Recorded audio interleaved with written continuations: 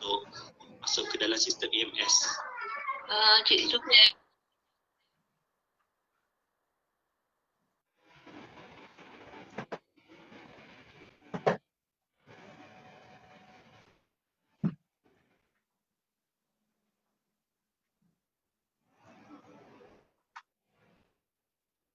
Boleh kakak adik dah boleh pergi ni.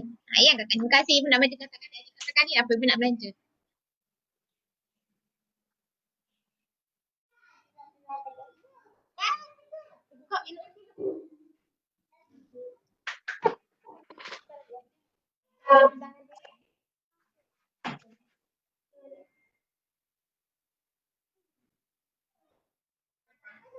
Buka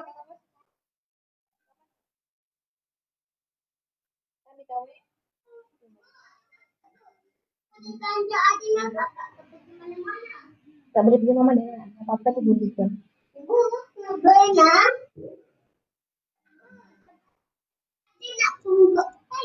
Yes. Boleh.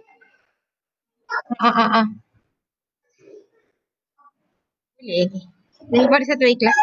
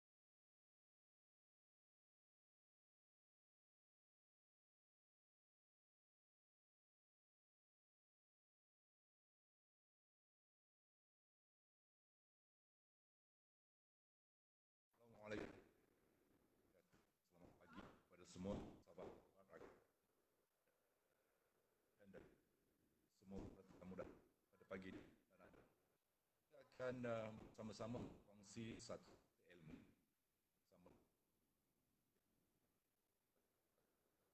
Musa sama dengan kongsi tahwa simak dan diri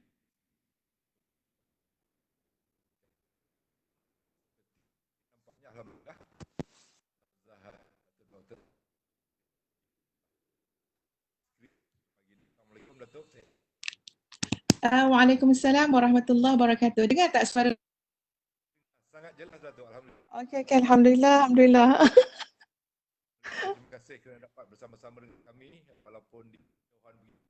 Salam Ramadan Karim Datuk. Abang Jahid tak dengar. Tak dengar. Sebab suara apa ni tak berapa dengar lah. Saya tak dengar.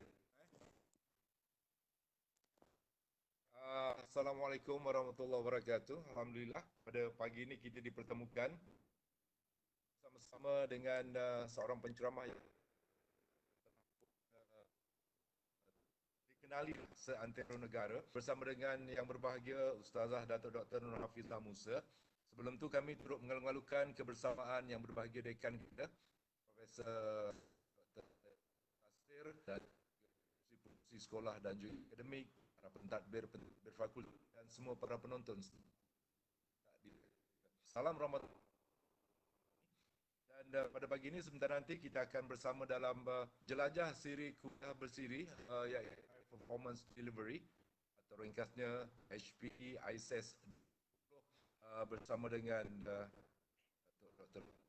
dengan spirituality normal.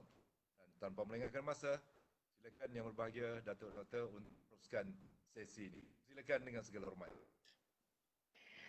Assalamualaikum warahmatullahi wabarakatuh. Bismillahirrahmanirrahim. Innal hamdalillah nahmaduhu wa nasta'inuhu wa nastaghfiruh wa na'udzu billahi min shururi anfusina wa min sayyiati a'malina. May yahdihillah fala mudilla lah wa may yudlilhu fala hadiyalah. Asyhadu an la ilaha illallah wa asyhadu anna Muhammadan abduhu wa rasuluh. Allahumma salli ala Sayyidina Muhammad wa ala ali Sayyidina Muhammad, amma ba'd. Terima kasih pada Cik Jaiz dan seluruh yang bersama-sama dengan kita pada pagi ini. Yang Ustazah hormati Profesor Dr. Zaidatun Tasir, Dekan Fakulti Sains Sosial dan Kemanusiaan.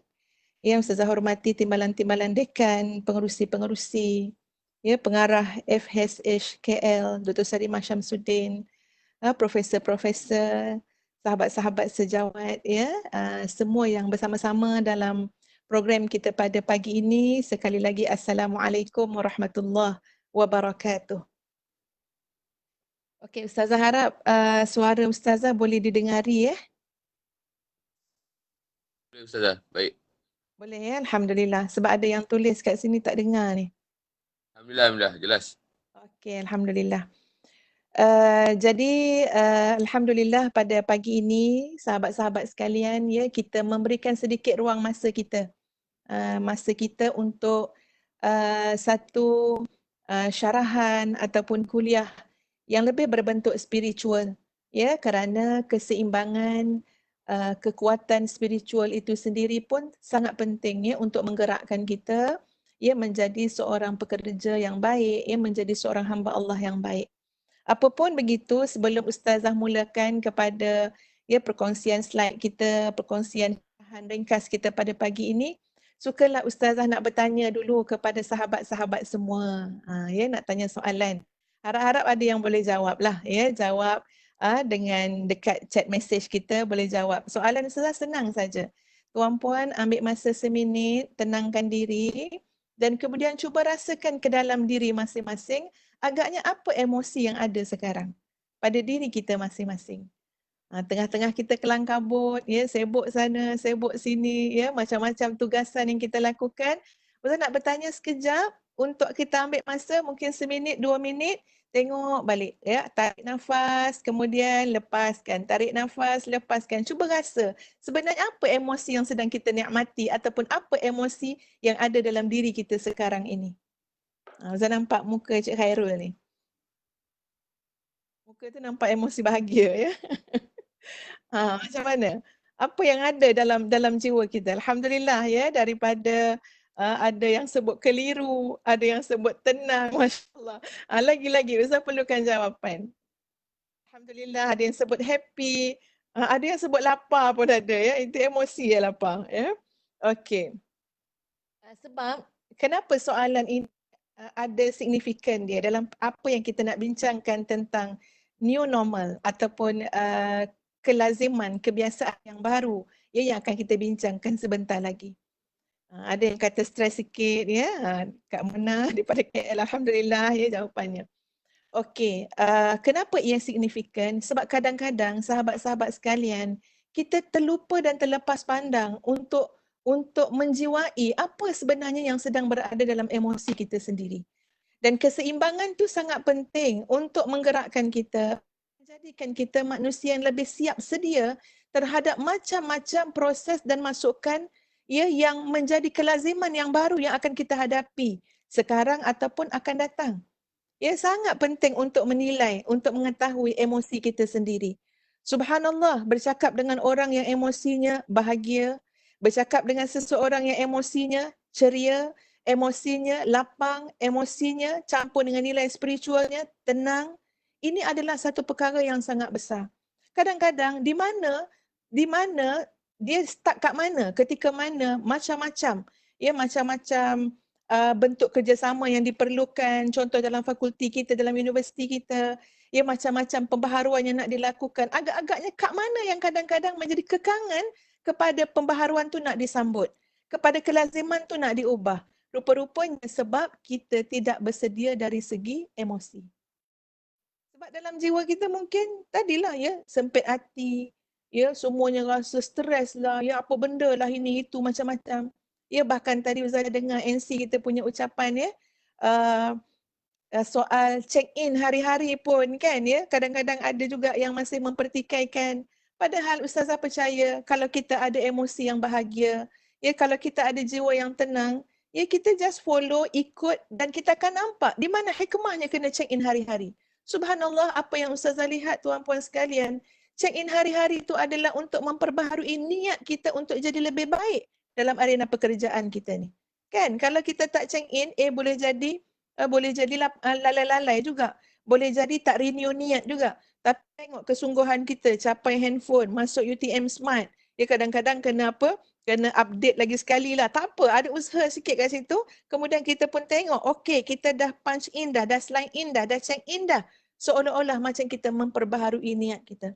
Bagi seseorang yang ada emosi ketenangan, emosi bahagia, emosi kelapangan, sentiasa bersiap sedia menunggu sebarang bentuk kemasukan, bahkan dia pun akan memberikan, ia memasukkan sesuatu, memanfaatkan diri dia kepada orang lain, kepada organisasi, ia bermula daripada jiwa kita yang bahagia. Alhamdulillah ada sahabat kita yang menjawab, apa emosinya pagi ini? Maka jawapan emosinya adalah emosi syukur. Masya Allah, orang yang bersyukur, Allah jamin penambahan, tambah, ziyadah. Ini jaminan daripada Allah Azza wa Jalla. Al-Quran sangat banyak bercakap tentang emosi. Dalam surah Al-Qasas sebagai contohnya, sahabat-sahabat sekalian, Al-Quran menggambarkan macam mana suasana yang berlaku kepada ibu Nabi Musa. Al-Quran menjelaskan bagaimana emosi, perasaan yang dirasakan oleh ibu Nabi Musa dalam ayat yang berbunyi, wa asbaha fuad ummi Musa farigha. Maka jadilah perasaan ibu Nabi Musa itu farigha, kosong. Tak tahu nak ungkap macam mana rasa dia. Kita pun mungkin pernah juga dalam kehidupan kita, ya Allah, kalau datang satu benda yang sangat kuat cabaran ataupun ujian yang sangat besar, kadang-kadang kita tak tahu apa perasaan yang sedang kita rasakan. Kosong, farigha. Tengok macam mana Quran mengulas dari sudut emosi ya, yang dirasakan oleh seseorang.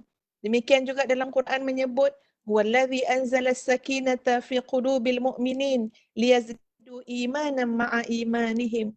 Dialah yakni Allah yang menurunkan sakinah, ketenangan dalam jiwa orang-orang yang beriman untuk ditambahkan lagi iman bersama dengan iman mereka.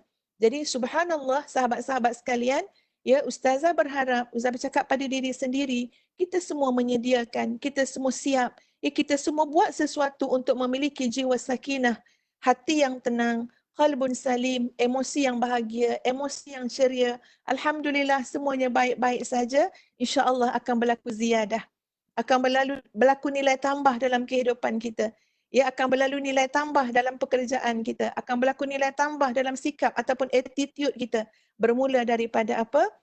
Kita menyediakan ya satu keadaan emosi ataupun jiwa yang sesuai seperti mana yang telah Ustazah sebutkan daripada ayat-ayat Al-Quran tadi. Okey semua sahabat-sahabat? Ke dah berubah dah emosi sekarang?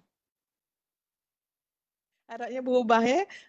Okey, harapnya berubahlah. Kalau tadi rasa macam keliru, alhamdulillah akhirnya semuanya jelas. Tak ada apa yang kita nak kelirukan. Ya, semua yang berlaku pada kita semua sekarang ini adalah ujian yang bersifat umum. Ya, bukan kena dekat kita je, bukan kat fakulti kita je, bukan kat universiti kita sahaja, tapi berlaku musibah ataupun berlaku ujian yang umum kepada seluruh manusia ya di atas muka bumi ini. Jadi insya-Allah mudah-mudahan kita dapat melaluinya dan kita selalu yakin bahawa yang berlaku ini sebenarnya insya-Allah akan menjadikan ya kehidupan kita itu lebih baik lagi insya-Allah. Jadi Ustazah nak kongsikan ya slide yang telah Ustazah sediakan sekejap.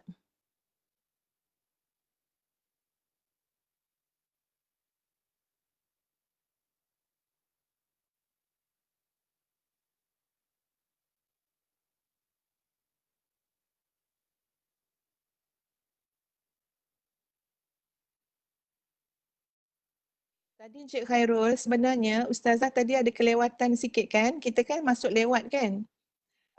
Apa ni Ustazah update semula laptop yang baru. Jadi laptop tu tak boleh nak download kita punya Webex ni. Jadi Ustazah kena pakai laptop yang lama. Jadi laptop lama ni jadi Ustazah ni meletakkan slide dalam laptop yang baru. Jadi ni semua dah jadi apa? Jadi keliru dah pula. Tak apa, kita tunggu Ustazah.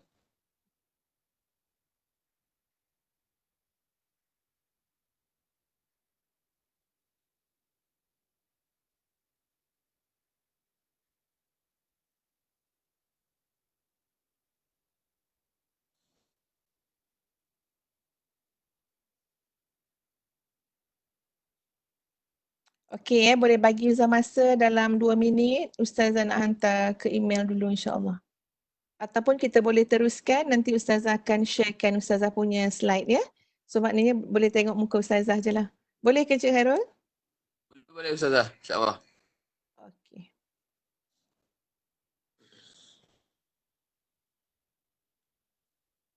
Baik. Tajuk kita pada hari ini adalah kalau diberikan dalam bahasa Melayu ya maksudnya adalah normal yang baru ya. Satu bila kita tengok pada dia punya definisi, normal tu maksudnya adalah menurut aturan ataupun keadaan ataupun pola yang lazim, iaitu keadaan yang biasa. Adapun maksud baharu ialah kata adjektif yang menerangkan keadaan sesuatu yang berlawanan sifatnya dengan lama ataupun buruk. Okey? Itu Ustazah bagi definisi apa yang dimaksudkan dengan new normal ataupun normal yang baharu. Kita langsung kepada 5 langkah ataupun 5K ke arah normal yang baharu. Ya, insya-Allah nanti Ustazah akan bagikan slide ni kepada pihak Cik Khairul ya untuk share dengan yang lain-lain insya-Allah. Okey, 5K ke arah normal yang baharu. Kita ambil yang pertama dulu, K yang pertama dan Ustazah mudahkan dengan K tu supaya senang ingat. Ya, mungkin ada banyak lagi yang lain tapi untuk masa yang sangat terbatas ni Ustazah sebutkan 5K, iaitu yang pertama adalah kefahaman. Ya. Bila sebut tentang kefahaman, sahabat-sahabat sekalian, penting sangat untuk kita melalui normal baharu ataupun kelaziman baharu ni dengan benar-benar menjadi orang yang faham. Ya, kita bukan jadi orang yang diikut arus saja. Ya, dah PKP, kita pun PKP-kanlah diri kita. Patuh je lah pada PKP. Faham ke tak faham? Tak faham apa-apa pun. Kita tak faham apa signifikan PKP dengan pencegahan. kita tak faham. Banyak benda yang tak faham. Maka sebenarnya kalau seseorang tu tak boleh membaca situasi yang sedang dia lalui, Ustazah rasa itu di antara masalah besar menyebabkan seseorang tu tak boleh pergi terus ke depan. Jadi apa yang kita nak faham? Ya, pertama sekali adalah apa yang sedang kita lalui ni sahabat-sahabat sekalian adalah isu pandemik ataupun penularan wabak. Bila sebut tentang penularan wabak, ia memerlukan kepada komitmen secara kolektif kita semua. Ya, kita semua kena jadi manusia yang ada kesedaran untuk apa? Untuk sama-sama menghentikan wabak tersebut. So kita faham. Bila kita faham, kita akan mudah untuk akur menurut semua arahan, semua peraturan sama ada di peringkat yang paling tinggi, iaitu di peringkat kerajaan ataupun di peringkat organisasi kita, di peringkat universiti, di peringkat fakulti, tanpa sebarang rasa keliru, tanpa sebarang rasa keluh kesah. Semuanya diterima, ya, semuanya diberikan kerjasama dengan hati yang tenang, happy, ceria, baik-baik saja. Kenapa? Sebab ia bermula daripada K yang pertama. Sebab kita faham dengan isu yang sedang berlaku. Ya, kita faham bahawa kita semua sekarang ni tuan-puan sekalian ada keperluan kepada perubahan. Kita faham. Ya, jadi memang bercakap dengan orang yang faham ni insya-Allah senang. Ya, Ustazah ni nampak Cik Khairul je lah. Betul Cik Khairul ya? Ya. Okey, bercakap dengan orang yang faham ni sangat senang. Ya, sebab itu kalau kita tengok ya perbincangan-perbincangan hatta dalam Islam sendiri, ia ada disebutkan. Kalau kita tengok merujuk kepada hadis Nabi SAW, "May yuridillahu bihi khaira yufaqihu fid din." Barang siapa yang Allah kehendaki kebaikan kepada dia, siapa yang Allah kehendaki kebaikan kepada dia, apa Allah akan bagi? Allah akan bagi dia faham urusan agama. Tengok faham. Jadi subhanallah, Allah nak bagi kita kebaikan. Ya, pada keadaan yang sedang kita lalui sekarang. Allah nak beri kita kebaikan pada institusi kita, pada universiti kita, pada negara kita.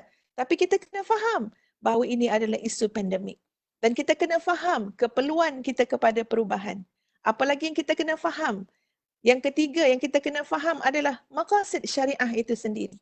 Kena rujuk kepada maqasid syariah, iaitu tujuan syariat itu ya dilaksanakan, diturunkan.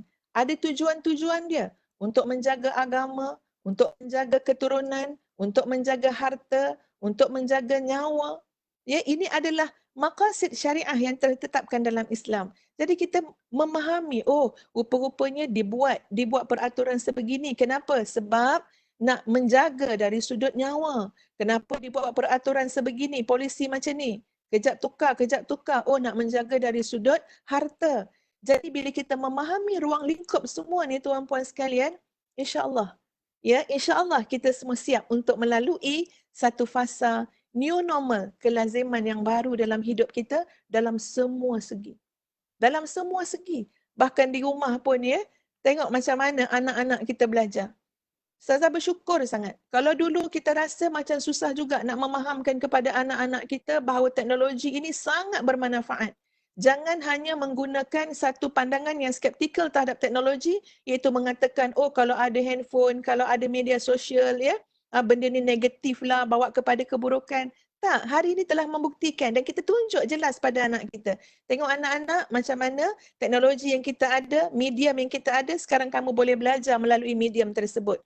Tengok macam mana tak sempat dah ya nak tengok benda-benda melalaikan. Kenapa? Kelas online tu, kelas online ni. Ini di peringkat anak kita sekolah rendah pun dah macam tu Cik Khairul. Berebut handphone. Itu yang sampai laptop berebut. 7 anak Ustazah, 7 nak pakai laptop. Itu yang jadi terpaksa cari lagi satu. Ya. Jadi Masya Allah, ya, kita semua melihat semuanya dengan pandangan yang positif. Allah tidak pernah menakdirkan sesuatu ya untuk memberikan maknanya nak bagi susah hidup kita, nak bagi benda yang buruk kepada kita. Tidak. Ya, subhanallah, maha suci Allah. Semua yang Allah takdirkan ini insya-Allah ya terlalu banyak yang tersurat dan tersirat kebaikan di dalamnya. Jadi keperluan kepada perubahan tu kena difahami. Sebab kadang-kadang ada orang ya, sahabat-sahabat sekalian, dia tak boleh berubah secara semula jadi. Dia tak boleh berubah secara individu. Kesedaran dia kurang, jadi tak boleh melakukan perubahan tanpa desakan. Subhanallah, apa yang berlaku sekarang, desakan tu desakan yang menyeluruh. Ini bukan perubahan yang dituntut dilakukan secara individu, tetapi ini adalah perubahan untuk mengubah kelaziman baru secara kolektif. Jadi keperluan kepada perubahan di zaman sekarang terlalu mendesak, ya. Kita kena tengok satu ciri zaman moden ini, zaman sains teknologi, kadang-kadang orang sebut akhir zaman, ya. Satu ciri akhir zaman adalah ciri terlalu pantas, terlalu laju. Siapa lembab, siapa lambat, dia memang akan ketinggalan dalam semua aspek. Ya, termasuk aspek dakwah, aspek semua aspek. Aspek pendidikan. Ya, jadi Masya Allah, Allah menyiapkan kita untuk keperluan kepada perubahan tersebut. Apa agaknya perkataan yang boleh kita sebut sekarang ini? Ya, maka perkataan yang boleh kita sebut, lafaz yang kita boleh sebut adalah Alhamdulillah. Alhamdulillah fi kulli halin, ala kulli halin. Ya Allah, segala puji bagi Engkau pada perkara yang sesuai dengan selera kita dan pada perkara yang mungkin kurang sesuai dengan selera keinginan kehendak kita. Tapi semuanya kita kembalikan puji-pujian kepada Allah kerana terkandung hikmah yang terlalu besar. Ya, jadi pada kefahaman tu, Ustazah letakkan 4 perkara paling kurang: memahami isu pandemik itu sendiri, memahami maqasid syariah, memahami keperluan kepada perubahan, dan yang keempat adalah memahami tentang kesedaran terhadap penjagaan kesihatan secara bersama. Ini mungkin satu perkara yang akan menjadi new normal dalam kehidupan kita. Ya, kita mula menjaga kesihatan. Ya, kita kena ikutlah SOP, ya, jaga jarak, ya, pakai mask, selalu basuh tangan kita. Ya, Ustaz percaya kita semua pun selalu ambil tahu, ya, dengar kuliah bengkel-bengkel, Google, ya, dalam internet tentang bagaimana nak jaga kesihatan, apa simptom dia. Jadi pendedahan kepada ilmu tu, akses kepada maklumat, Masya Allah, sangat hebat. Alhamdulillah ya Allah, fi kulli halin wa ala kulli halin. Baik, kita masuk kepada K yang kedua. Ustazah ada kurang lebih 20 minit je lagi masa, Cik Hairul, ya. Apa, boleh panjang sikit. Problem. Okey. K yang kedua, sahabat-sahabat sekalian, adalah keyakinan. Kita takkan boleh cemerlang dengan new normal kalau kita tidak ada keyakinan. Kita takkan dapat bersama dengan gelombang yang bersedia, yang menyiapkan diri dia untuk new normal kalau kita tidak ada keyakinan. Ya, dalam kajian PhD Ustazah terhadap pesakit kanser payudara, iaitu pengurusan tekanan pesakit kanser payudara, kita buatkan modul psikoterapi Islam. Memang nombor satu sekali apa yang paling penting? Belief system. Sistem keyakinan. Keyakinan ni adalah sistem dalam tubuh badan kita. Ya, macam mana sistem-sistem yang lain, teknologi dan sebagainya yang menggerakkan macam-macam, kita hari ini dapat melihat antara satu sama lain dengan sistem teknologi itu, ya, dengan apps itu dan ini. Demikianlah keyakinan adalah sebuah sistem yang menjana kehidupan kita. Sistem yang menggerakkan seluruh elemen-elemen yang ada dalam sistem teknologi itu, ya, dengan apps itu dan ini. Demikianlah keyakinan adalah sebuah. Okey, saya sambung balik. Okey, keyakinan tu adalah satu sistem, ya, dalam diri kita. Jadi bila sebut tentang sistem, ya, sistem keyakinan ni mesti ada. Kalau manusia tak ada keyakinan, yang ada ragu-ragu. Dia tak yakin, ragu-ragu. Boleh ke ni kita buat online ni? Boleh ke ni macam ni? Boleh ke kita kerja daripada rumah ni? Ini manusia yang ragu-ragu. Bila keraguan yang ada dalam diri kita, sistem tubuh badan kita, semuanya akan berkait dengan keraguan. Percayalah cakap Ustazah ni, tuan-puan, ya. Wallahualam. Jadi bila kita sebut tentang keyakinan, satu sistem yang sangat penting, seolah-olah menjadi enjin kepada diri kita. Belief system, ya, keyakinan. Jadi dalam konteks kita sebagai Muslim dan Muslimah ini, maka keyakinan yang kita nak pasakkan dalam diri kita adalah menjitukan tauhid kita kepada Allah Azza wa Jalla. Virus COVID-19 ini, tuan-puan sekalian, ya. Wallahu a'lam, ada teori mengatakan ciptaan itu dan inilah, ya, ada konspirasi macam-macam, ya. Kita serahkan semua tu pada Allah, benda gaib kita tak tahu pun, ya, cerita yang sebenar dia. Tapi yang penting apa yang kita yakin adalah Allah telah mengizinkan ia merebak. Allah telah mengizinkan ia menular. Pasti kalau Allah tak izinkan, sehebat mana pun manusia tu buat, dia tidak akan menular. Dia tak akan merebak. Dia tak akan membunuh 70,000 orang lebih dekat US sana. Ya, dia tak akan jadi macam tu. Tapi kita tahu, tauhid kita, yakin kita pada Allah, ini berlaku dengan keizinan daripada Allah Azza wa Jalla. Jadi sistem keyakinan ni apa dia tuan-puan sekalian? Dalam keadaan kita nak hidup cara baru, gaya baru, ya, membiasakan kelaziman yang baru, kita mesti tinggi dan kuat pergantungan kita kepada Allah Azza wa Jalla. Baru nanti insya-Allah semuanya akan berlaku dengan baik dan bahagia sekali. Ya, sebab kita yakin tak ada benda yang boleh berlaku kecuali dengan izin Allah. Allah dengan kuasa yang sangat mutlak, idza aradallahu syai'an ay yaqula lahu kun fayakun. Ya, Allah boleh bila Allah kehendaki sesuatu, cukup dengan Allah mengatakan kun fayakun. Jadi maka jadilah. Hebat sekali ya kekuatan, kekuasaan dan keagungan Allah. Jadi kita mungkin sekarang ni tuan-puan sekalian ya, melalui banyak perkara dalam kehidupan kita masing-masing. Setiap orang tak sama bahagian takdirnya. Ya. Dan mungkin kita di fakulti ni ya, dalam keadaan kita semua ada kerjaya dan sebagainya, mungkin kita lebih baiklah keadaan kita daripada ada segelintir orang yang masya-Allah tuan-puan, orang sangat susah kat luar sana. Ya, yang nak makan pun susah. Ya, tempat tidur pun kalau hujan, ya, rumah tu masuk air. Panas pula pun tak dapat juga melindungi daripada panas terik. Kerana apa? Kerana faktor kemiskinan. Kadang-kadang ya kita kata macam kenapa kita buat PKP bersyarat. Kita mungkin kalau kita pergi jauh sikit tuan-puan sekalian, sebenarnya ada golongan, ada segelintir yang sangat terkesan dengan PKP ni sendiri ya, ada golongan-golongan yang seperti itu. Jadi bila kita ingatkan ada golongan yang susah ya, mungkin kita lebih berada pada zon yang okey-okey saja. Tapi kita yakin bahawa semua ni kembali kepada kehendak Allah, tawakal kepada Allah, ya. Jadi insya-Allah dengan segala elemen untuk menjitukan tauhid ini, Ustazah percaya kita boleh pergi lebih jauh daripada kedudukan yang kita ada sekarang. Ya. Dan yang kedua dalam bab keyakinan juga adalah mutaba'ah sunnah Nabi SAW. Kita ikut sunnah Nabi. Kita ikut hadis Nabi. Ya, kalau kita rujuk pada hadis-hadis Nabi tuan-puan sekalian, masya-Allah. Ya, ini adalah satu gesaan, saranan new normal yang sangat bersesuaian dengan apa yang Nabi sebut dalam hadis-hadis Nabi. Ustazah ambil contoh satu hadis Nabi SAW yang bermaksud kalaulah di tangan kamu ada anak benih, ada satu biji benih kat tangan kamu. Kemudian ditakdirkan Allah, kiamat berlaku. Kat tangan tu ada sebiji benih, kiamat berlaku, maka apa kata Nabi? Kalau sempat tanam biji benih tu, maka tanamlah biji benih tersebut. Masya Allah. Ustazah kira hadis Nabi SAW ini adalah yang paling baik Ustazah kira, yang memberikan satu semangat kepada kita untuk apa? Untuk berbuat sesuatu walaupun kita rasa macam kita tak nampak hasil dia bagaimana. Kita tak nampak hasil dia macam mana. Masya Allah. Tapi kerana ada keyakinan tadi, apa dia? Buat je. Buat je kebaikan. Ustazah bagi kredit pada sahabat-sahabat di FSSK UTM KL. Di JB pun sama banyak kredit kau nak bagi ya. Tapi Ustazah nak jadikan contoh sikit lah di UTM KL. Ada sahabat-sahabat kita yang memang sangat mahir teknologi.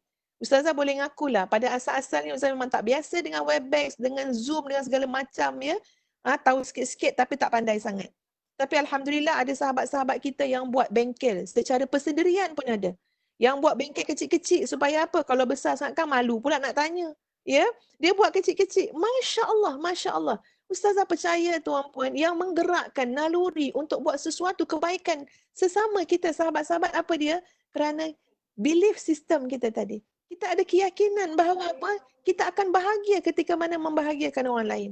Hidup kita akan mudah ketika mana kita memudahkan orang lain. Dan siapa yang suruh semua ni? Ini adalah mengambil mutaba'ah sunnah Nabi SAW. Sebab kita nak contohi Nabi kita. Kita nak contohi Rasulullah SAW.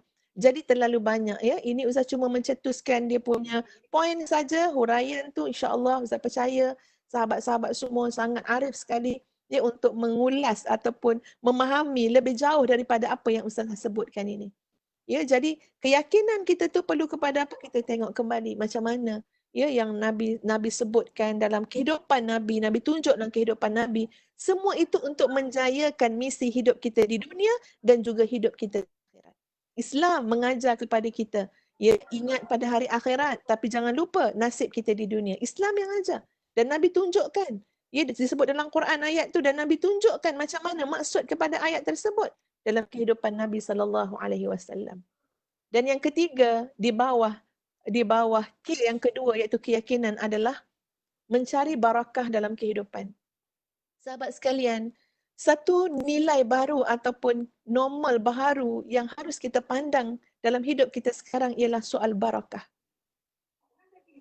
Dulu mungkin segelintir kita melihat kepada soal banyak, ya, soal kuantiti, ya, dan sebagainya, macam-macam lah, ya.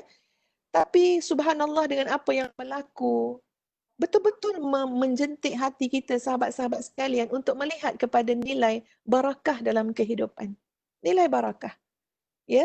Iaitu barakah ni tak semestinya benda tu banyak tapi dapat dinikmati dengan sebaik-baiknya, dimanfaatkan. Allah berikan kita keluarga. Tengok macam mana keadaan keluarga kita dalam tempoh PKP. Alhamdulillah Ustazah percaya kita semua menikmati satu suasana kekeluargaan yang Masya Allah, ia sangat indah sekali. 100 tahun pun belum tentu dapat ya peluang macam ni. Duduk tak boleh keluar-keluar. Ya, tengok je mak ayah kerja daripada rumah. Ya, tengok semua masing-masing sibuk tapi dalam rumah. Ya, masing-masing masih ada interaksi, masih ada komunikasi. Masya Allah, ya terlalu nikmat. Tapi mungkin ada segelintir kecil yang ketika PKP ni sangat tertekan. Suami benci nak pandang muka isteri menyampah nak tengok suami. Ya, suami isteri bercakap, postmannya anak-anak. Ya, anak-anak pula tension. Ini benda yang berlaku tuan-puan. Ustazah ada satu anak yang mesej Ustazah, ada seorang hamba Allah mesej Ustazah, anak remaja, usia 17 tahun. Ya, Ustazah, apa nasihat saya nak bagi pada mak ayah saya? Mak saya dalam fasa PKP ni masih meneruskan keinginan dia untuk bercerai. Ya, dia terlalu benci dengan ayah saya. Ayah saya cuba nak pujuk, mak saya tak makan pujuk.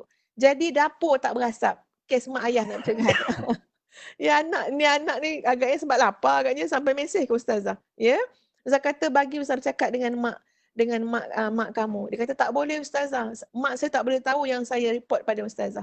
Jadi Ustazah pun bagilah sikit sebanyak ya pandangan dan nasihat pada anak muda tersebut. Nak bagi tahu tuan-puan sekalian, sekarang kita tengok barakah seluruh yang pernah lepas-lepas yang kita nikmati.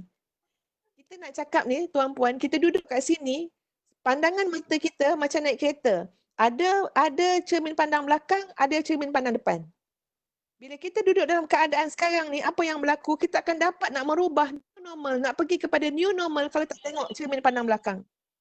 Jadi bila kita tengok belakang kita, silam kita tengok apa dah jadi pada keluarga kita, harta benda kita, kehidupan kita, dalam fasa PKP kita nampak nilai barakah dia.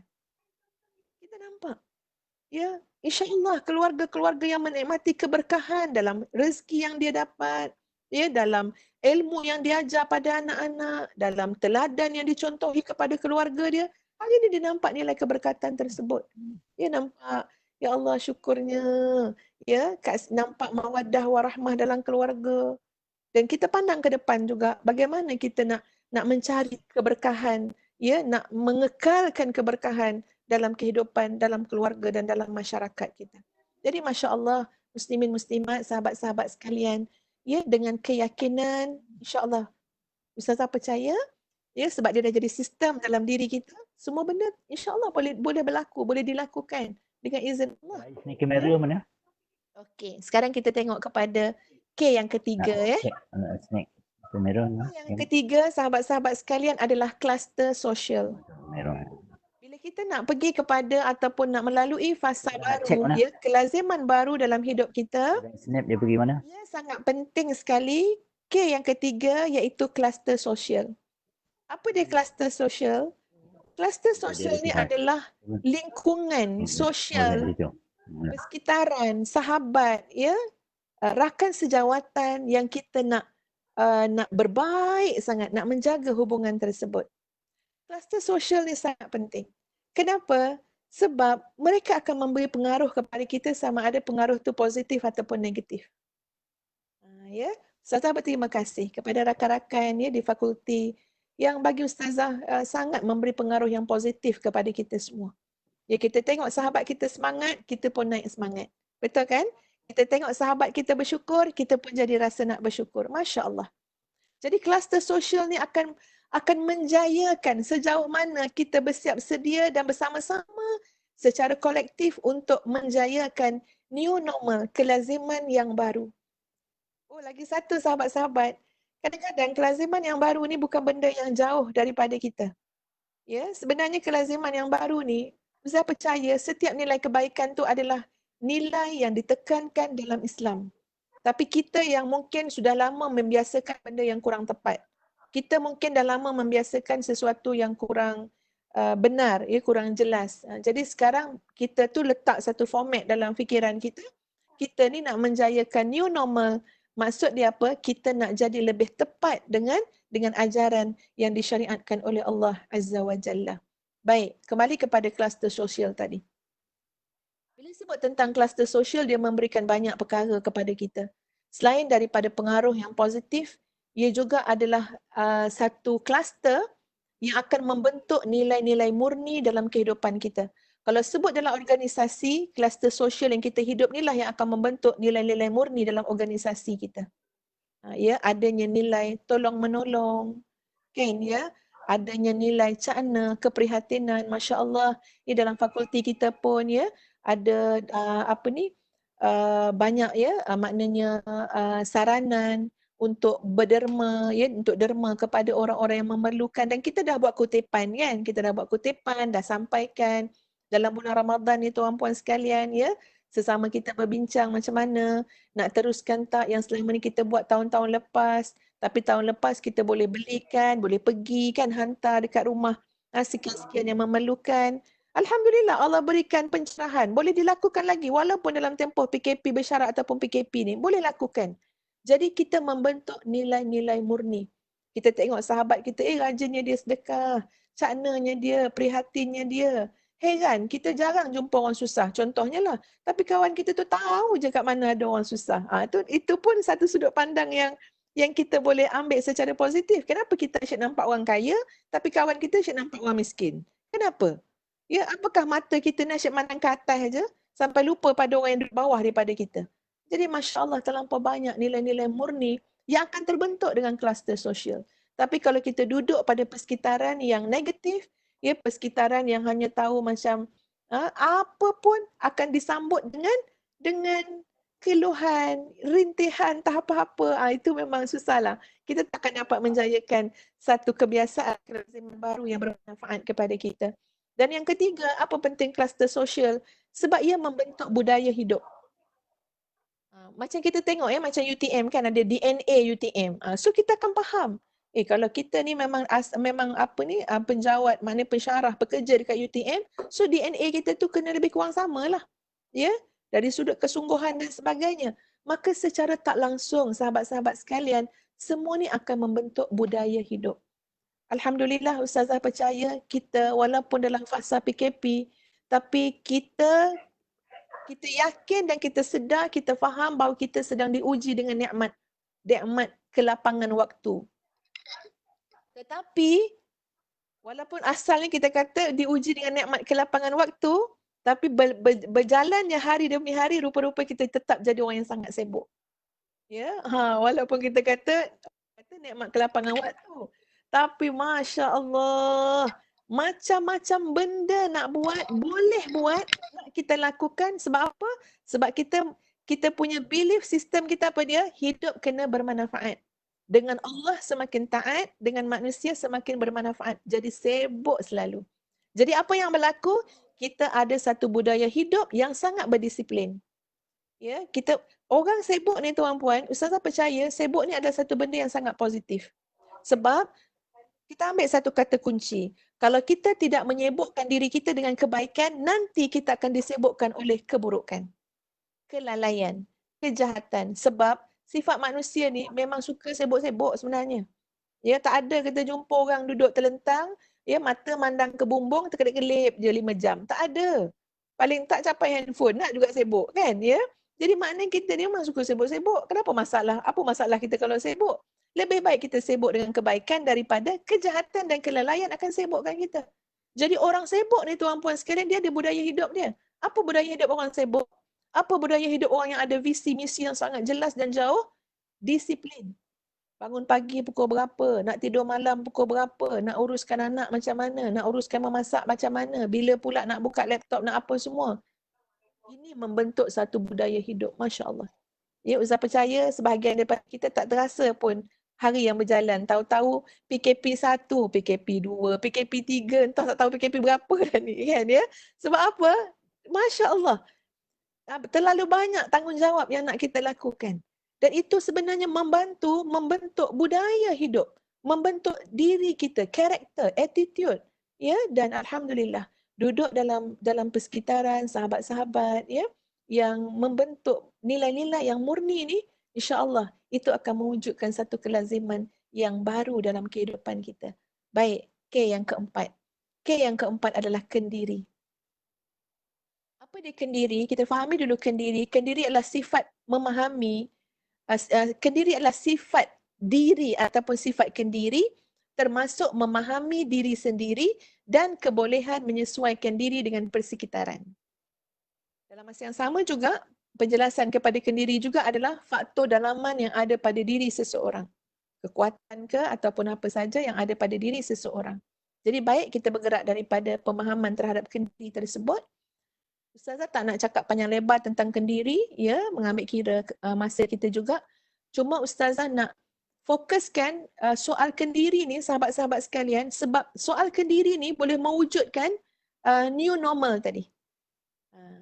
Jadi soal kendiri ini dengan merujuk kepada hadis Nabi SAW, di mana Nabi SAW telah menyarankan kepada kita untuk memohon perlindungan Allah daripada 1, 2, 3, 4, 5, 6, 7, 8 sifat.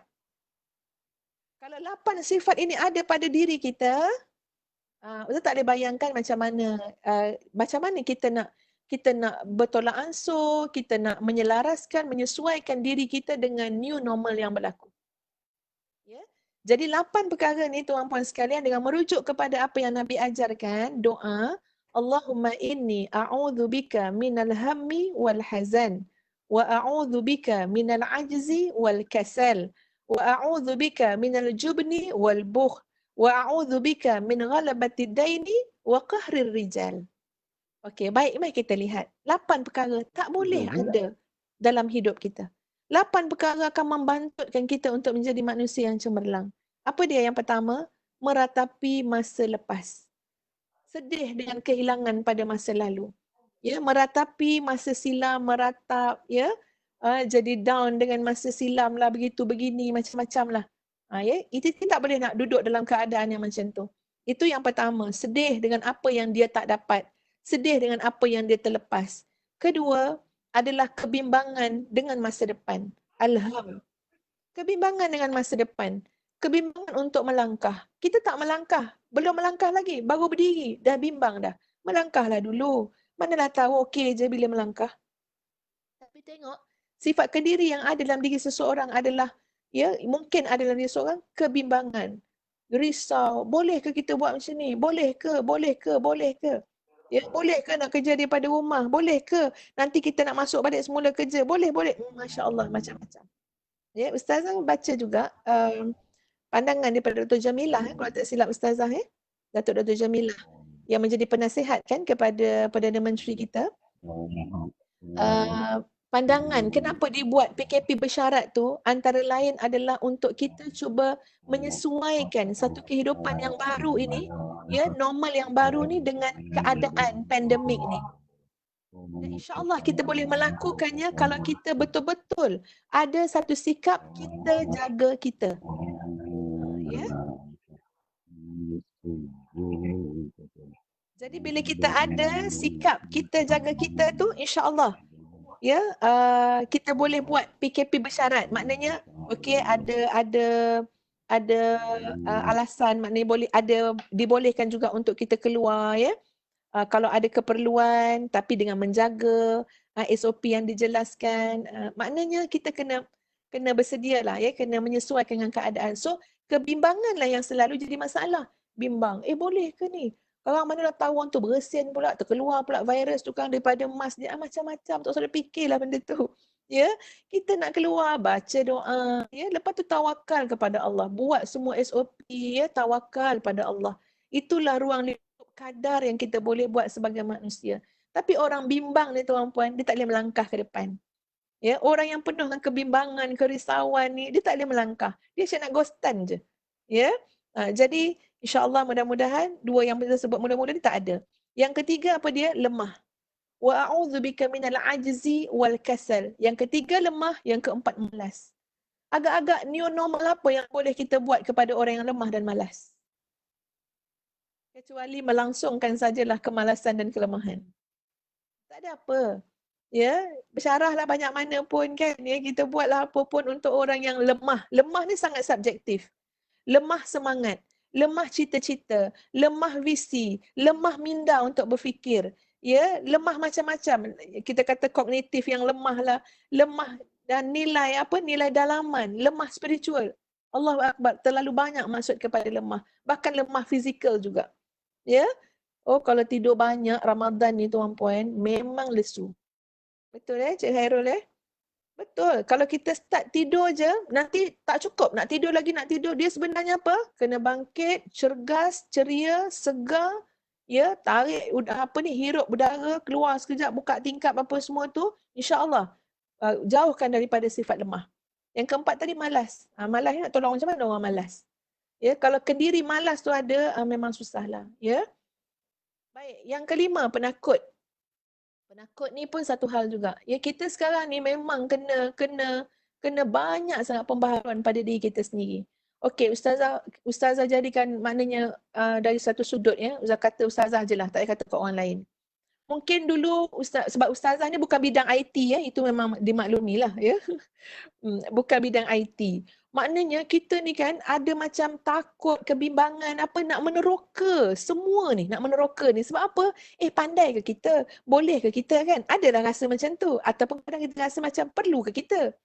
Tapi subhanallah, ya, bila kita terokai, yakin pada diri sendiri, minta pertolongan dengan Allah, Masya Allah, rupanya benda tu semua tak adalah payah sangat.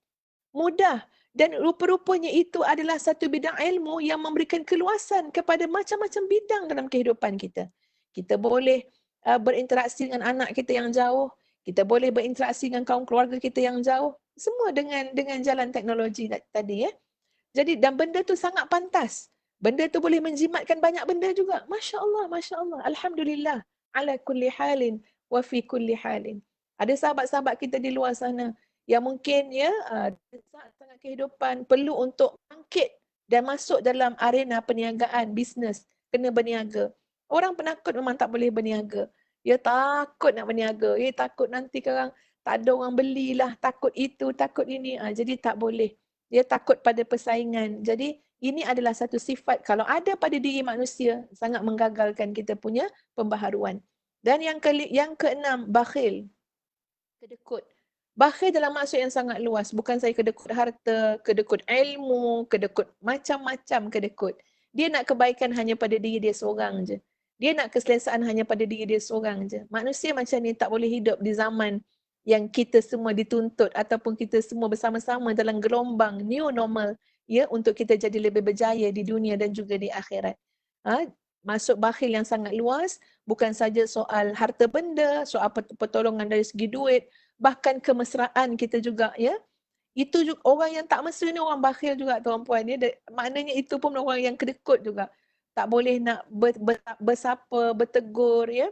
Dan kita akan bersapa, berkomunikasi, menegur seseorang pada fasa kita kata new normal ni dengan cara yang barulah ya. Tapi yang kita jangan pula jadi kita pada waktu sekarang ni jadi kering pula kita punya hubungan dengan manusia. Bila jumpa orang tu langsung tak peduli langsung kat orang. Sebab apa? Sebab kita menganggap orang ni bawa virus, orang tu bawa virus, takut virus itulah. Padahal kita ada cara kan untuk apa? Untuk menyantuni orang. Letak tangan kat sini, anggukkan kepala. Walaupun kita pakai mask tuan-puan, kalau kita senyum, mata kita turut tersenyum sekali. Kita mula belajar senyum daripada mata. Sebab apa? Senyum daripada mulut tak nampak. Senyum daripada mata ni. Senyum, mata kita pun nampak bergerak macam orang senyum tu.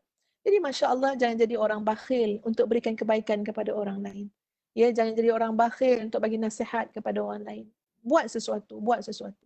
Yang ketujuh, gaya hidup berhutang. Ini memang sangat susah. Dan new normal yang kita patut lalui adalah satu kehidupan sederhana yang sesuai dengan kemampuan kita. Ya, tapi kalau kita ada gaya hidup berhutang, memang susahlah, ya. Dan yang terakhir adalah apabila keadaan hidup kita tu tiada kebebasan akibat tertindas. Kenapa jadi tertindas? Sebab kita banyak sangat menyandarkan hidup kita ni pada orang lain. Jadi kita tu bahasa biasanya maknanya banyak buat salah dengan orang, banyak berhutang dengan orang, jadi hidup kita tu penuh dengan keadaan yang sempit, ditindas, sana orang cari kita, sini orang cari. Jadi kita ni tidak ada satu sifat yang bebas. Dengan sepatutnya kita sebagai seorang Muslim dan Muslimah, kita dapat kebebasan. Kita ikut pada syariat Allah, insya-Allah semuanya akan jadi baik-baik saja. Yang terakhir, sahabat sekalian, K yang kelima adalah ke depan. Ke depan. Apa maksud ke depan kat sini? Ada 4 perkara. Masuk ke depan kat sini adalah gambaran kepada fokus dan niat. Sebenarnya kita kena fokus dan kita kena ada niat yang hebat dalam hidup kita. Manusia yang boleh ke depanlah manusia yang ada niat dalam hidup dia. Dan niat kita yang paling besar sebagai seorang Muslim dan Muslimah adalah niat untuk mendekatkan diri kita kepada Allah, niat untuk mendapat keredaan Allah Azza wa Jalla. Selama mana niat itu kita tatang dengan baik dalam apa bidang, di mana pun, sama ada keluarga, kerjaya, masyarakat dan sebagainya, insya-Allah Allah akan berikan kita panduan dan bimbingan untuk buat yang baik-baik saja insya-Allah. Jadi sangat penting kita ke depan kena fokus pada niat. Kita ke depan kena ada hala tuju yang jelas. Seperti mana kata hikmah yang menyebut, apalah yang nak dikisahkan oleh sebuah kapal besar yang tidak ada tujuan ketika mana berlayar di tengah-tengah lautan, dia tak ada tujuan, dia tak pernah kisah angin itu datang daripada arah yang mana. Kalau ada tujuan, angin datang daripada mana-mana arah sangat membantu. Tapi sebab tak ada tujuan, angin datang dari utara ke, dari depan ke, dari belakang ke, kiri kanan, tak tahu nilai dia apa. Kenapa? Kita pun tak tahu nak pergi ke mana. Jadi subhanallah tuan-puan sekalian, jadilah satu kapal yang memang jelas kita nak ke mana. So kita pandai menyesuaikan diri dengan apa? Dengan arah angin tadi. Macam orang yang duduk dalam dalam gelombang laut, Apa yang kita boleh buat? Kita nak buat supaya laut tak bergelombang, bukan kerja kita. Jadi apa yang kita boleh buat? Menyesuaikan, belajar berenang. Bila belajar berenang, insya-Allah bolehlah duduk sekejap lama sikit dalam laut tu. Jadi itu maksud ustazah, bila kita ada fokus, kita ada niat yang jelas, kita akan tahu insya-Allah dengan bantuan Allah menyesuaikan diri kita dengan keadaan tersebut. Masuk ke depan juga adalah gabungan refleksi dan cita-cita. Apa maksud dia tuan-puan sekalian? Gabungan kita menilai dan memuhasabah kembali apa yang telah kita buat selama ini dan apa kesannya sekarang. Lalu daripada muhasabah kita terhadap apa yang telah berlaku sebelum hari ini, ia membentuk satu cita-cita, membentuk satu tekad untuk kita jadi manusia yang lebih baik. Jadi alhamdulillah, fasa PKP ni fasa yang masya-Allah memberikan kita gabungan refleksi muhasabah yang belakang dengan membina semangat pada masa hadapan. Yang ketiga, masuk ke depan juga adalah persiapan dan kesediaan kita yang mantap untuk berubah, untuk menjadi yang lebih baik. Dan yang keempat, masuk ke depan juga adalah peningkatan profesionalisme kerjaya kita masing-masing. Jadi bila kita sebut ke depan, inilah new normal yang kita lalui. Semua orang tengok teknologi ni betul-betul ilmu alat yang mesti ditekuni oleh semua, merentas bidang-bidang dah. Bukan maknanya ini untuk orang teknologi, tak, dia dah merentasi bidang. Maknanya, sebab tu kita kata ilmu alat. Maknanya apa? Tak kira kamu bidang usuluddin ke, kamu bidang pendidikan ke, kamu bidang apa ke, Teknologi tu dah jadi ilmu alat ya yang boleh meningkatkan juga nilai profesionalisme kerjaya kita. Ya, kemudian banyak macam ceramah, siri-siri ceramah ya yang membentuk kita punya jati diri, kita punya sikap, semua tu nak meningkatkan ya profesionalisme kerjaya kita masing-masing.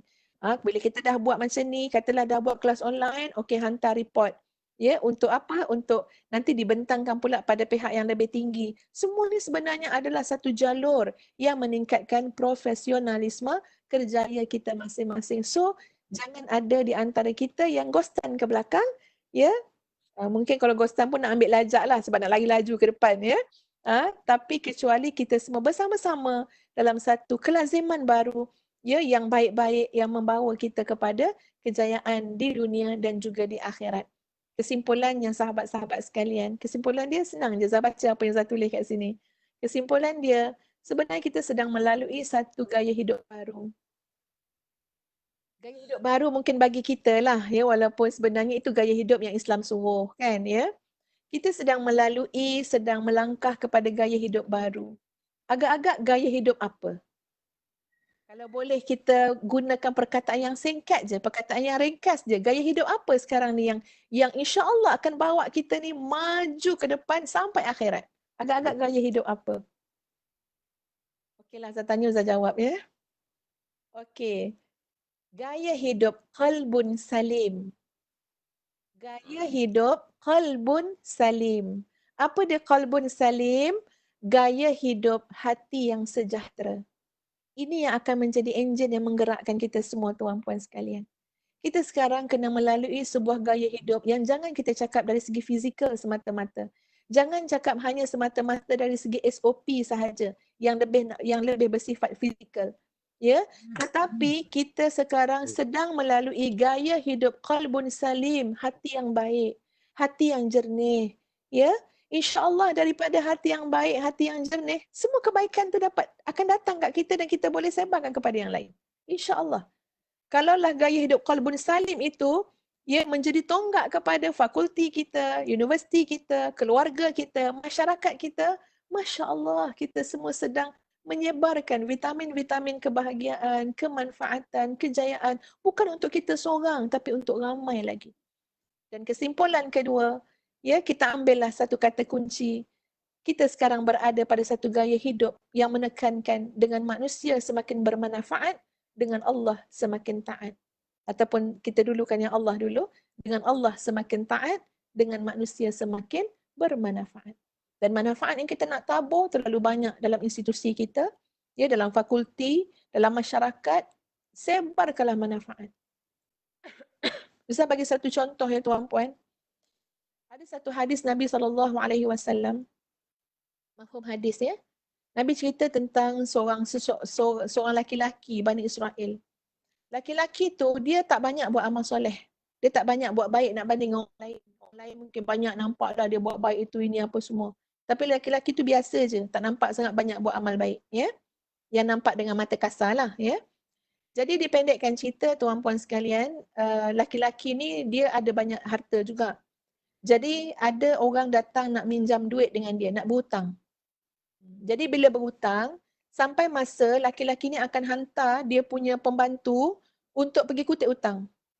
Tapi laki-laki ni pesan pada pembantu dia. Laki-laki ni kata apa? Kamu bila time kutip hutang tu, tengok-tengoklah sikit orang tu punya kehidupan macam mana. Kamu ambil apa yang mudah, kamu tinggal apa yang susah, kita maafkan je lah dia. Ni cakap dia. Cakap orang yang bagi hutang ni. Jadi pembantu dia buat macam tu. Okey, pendek cerita lagi, meninggal orang ni. Lalu dalam hadis tu menyebut, ketika mana orang ni melihat azab yang Allah sediakan pada dia, kerana dia tak banyak buat amal soleh. Jadi kalau ditimbang tu amal soleh dengan amal tak baik tu, banyak amal tak baik. Ketika mana ditunjukkan azab tu, tapi Allah bertanya kepada dia, kamu ada tak buat baik sepanjang kamu hidup? Kamu ada tak buat baik sepanjang kamu hidup? Kamu ada tak buat manfaat sepanjang kamu hidup? Ya Allah tanya. Jadi laki-laki tu jawab, dia kata apa? Aku tak banyak buat baik. Ya, aku tak banyak buat baik. Tapi ditanya supaya ingatkan, ada tak? Jadi dia pun cakap, kecuali bila orang berhutang dengan aku, Bila tiba masa nak kutip hutang, aku suruh pembantu aku pergi kutip hutang. Ya, tapi aku pesan dengan dia, tengok keadaan dia, ambil yang mudah, tinggalkan yang payah. Ya, kemudian kita maafkan je lah. Jadi aku cakap macam tu dengan pembantu aku. Aku kata dengan pembantu aku, kita maafkan sajalah. Semoga Allah memaafkan kita. Ada ujung dia. Semoga Allah memaafkan kita. Allahu Akbar. Ya, dalam hadis tu menyebut, lalu Allah mengatakan kepada laki-laki tadi, sekarang aku maafkan kamu daripada seluruh dosa-dosa kamu dan aku masukkan kamu ke dalam syurga. Tengok tuan-puan. Walaupun kecil manfaat yang kita buat kepada manusia, tapi manfaat tadi tengok hujung dia apa? Semoga Allah maafkan kita. Jadi dalam satu manfaat yang dia bagi kepada manusia, dia ada ingat kepada Allah. Dia ada berharap kepada Allah. Ya, dia tetap juga zikrullah dalam kata-kata tadi. Semoga Allah ampunkan kita. Bergabung dua perkara. Dengan Allah semakin taat, dengan manusia semakin bermanfaat. Masya Allah, mudah-mudahan jadi jalan rahmat kepada kita semua. Jadi itu sebagai contoh yang Ustazah bawa, ya, sebagai mengulas kepada kesimpulan yang telah Ustazah jelaskan tadi. Jadi insya-Allah sahabat-sahabat sekalian, ya, dengan sokongan, ya, daripada kepimpinan di peringkat universiti, di peringkat fakulti, ya, kita rasa insya-Allah kita bersiap sedialah, ya, untuk melalui fasa-fasa yang tidak seperti mana biasa yang dulu, ya, tapi kelaziman-kelaziman yang baru yang padanya masya-Allah subhanallah, ya, ada hikmah yang terlalu besar, sama ada dari segi hubungan kita dengan Allah maupun dari segi hubungan kita dengan manusia. Jadi Ustazah minta maaf banyak-banyak salah silap, kelemahan dan kekurangan, ya, dalam membentangkan syarahan ini. Terima kasih kepada, ya, pihak fakulti yang sudi menjemput Ustazah untuk memberikan sedikit pengisian. Terima kasih pada sahabat-sahabat yang jauh lebih alim daripada Ustazah tapi sudi juga untuk mendengar perkongsian ini. Terima kasih semua.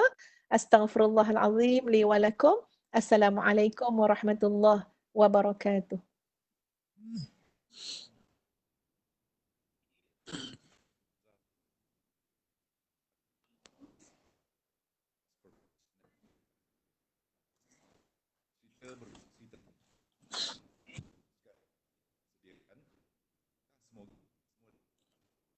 Tak dengar suara Jais. Dengar Slow sangat, slow sangat. Betul-betul sangat. Saya dah buka semua dah ni. Mikrofon dah on, semua dah on. Seperti biasalah. Tak apalah, kita kena reda lah dengan apa pun masalah teknikal. Terima kasih kepada Ustazah Datuk atas pencerahan perkongsian berkaitan dengan laziman baharu teraskan 5 yang baru saja dikongsikan untuk satu jiwa, satu semangat teraskan salim kesejahteraan insya-Allah. Cik Arul, kita buka untuk sesi Q&A ke, soal jawab? boleh. Okey, alhamdulillah, dipersilakan kalau ada para sahabat kita, tamu maya kita yang tanya apa juga soalan berbentuk spiritual dan juga mental kepada Ramon. Kalau ada soalan atau tanya, silakan. Soalan dialukan semua para tetamu.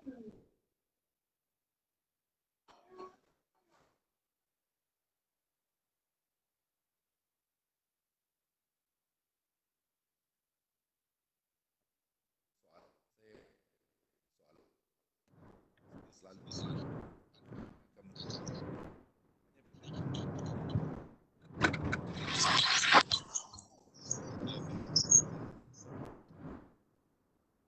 akan berusaha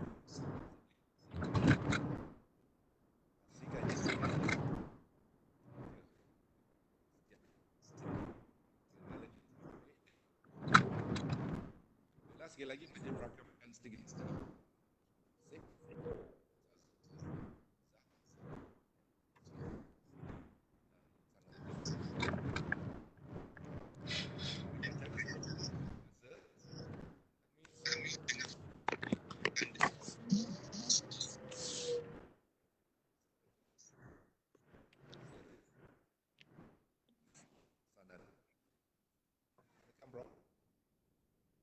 Jais tak dengar Jais. Nak setengah menjerit dah ni Cik Errol.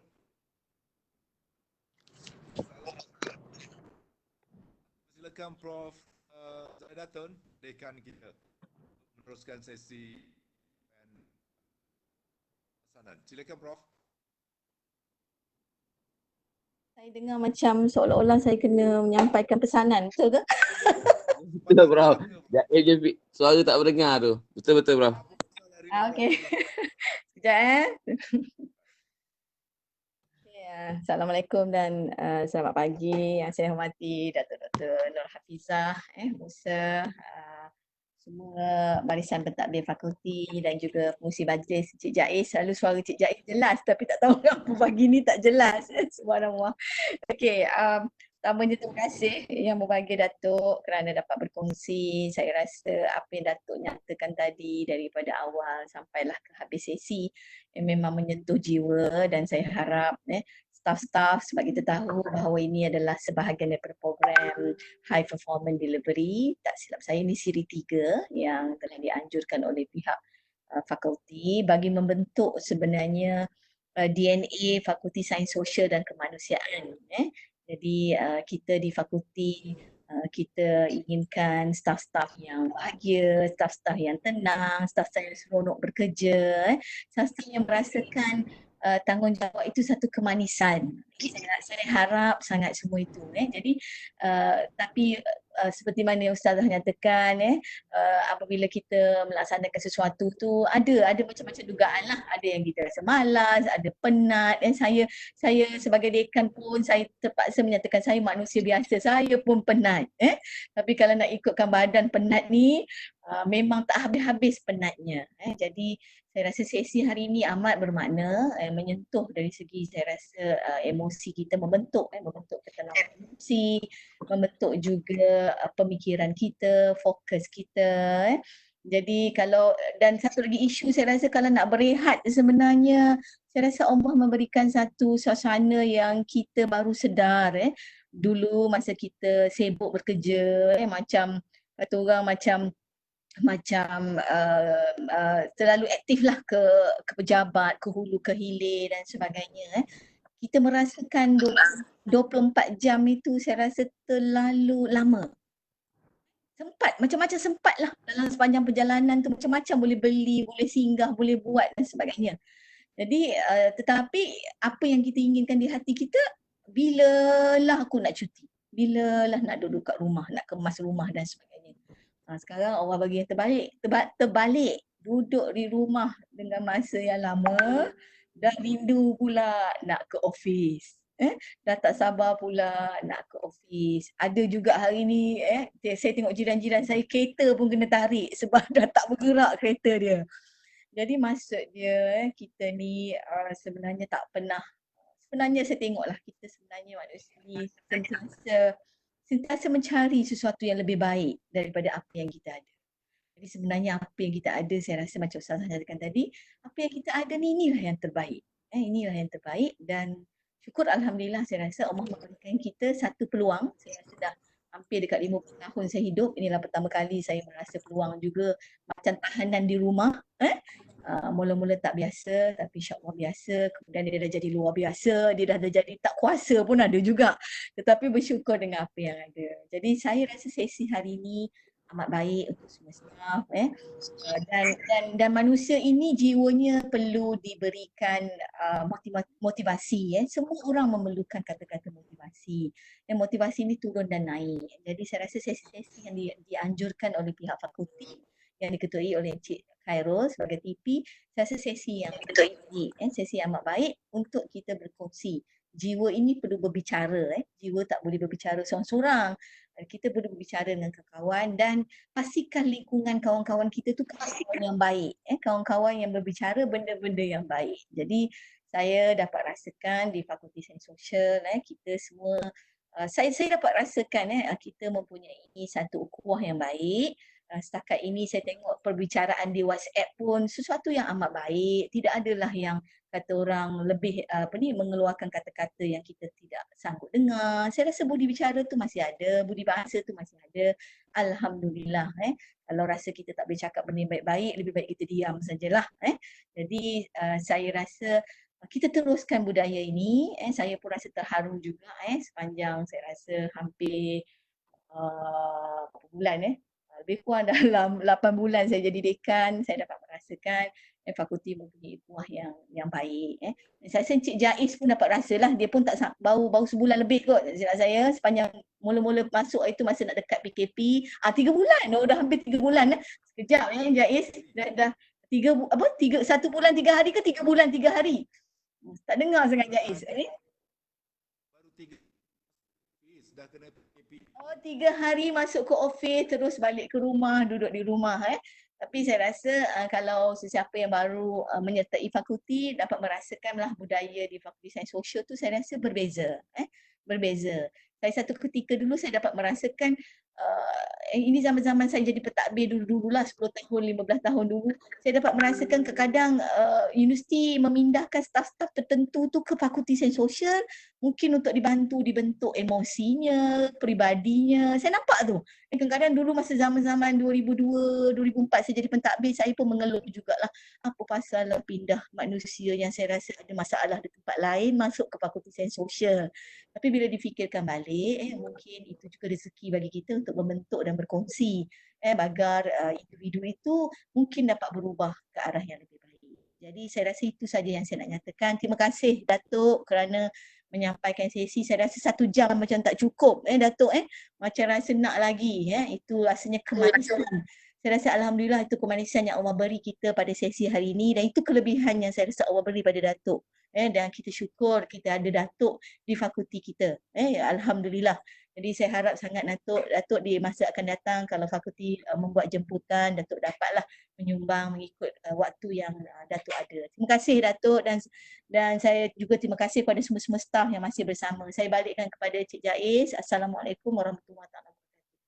Waalaikumsalam warahmatullahi wabarakatuh. Terima kasih Prof. Zahidatun dan terima kasih kepada Datuk Dr. Nur Siti Razah dan juga Airul selaku keras program. Alhamdulillah kita telah pun tiba di penghujung acara, penghujung program yang sangat menarik ini. InsyaAllah kita akan berjumpa di lain seterusnya.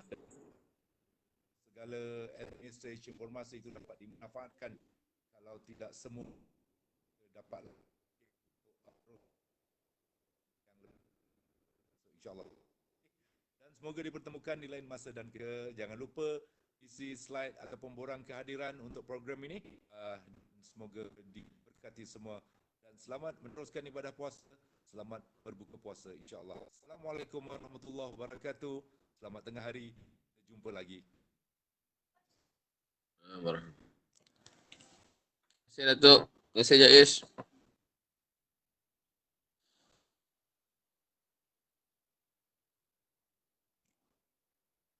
Ya, suara tak keluar.